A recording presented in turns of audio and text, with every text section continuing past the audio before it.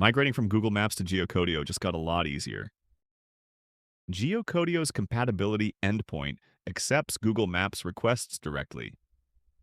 Two simple changes. Swap the host, swap your API key. Same format, same response. Your existing response handling code stays exactly the same. With curl, it's a one-line change. Forward geocode and address, or reverse geocode from coordinates. Same parameters, new endpoint.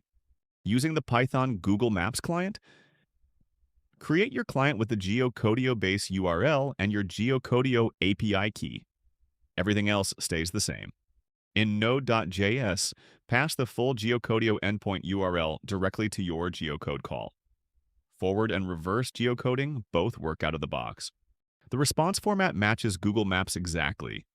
Address components, geometry, formatted address, location type, viewport, and status codes are all supported.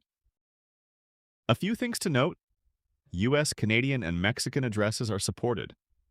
Place ID is returned but empty, and the viewport is approximated. Ready to get started? Go to geocode.io.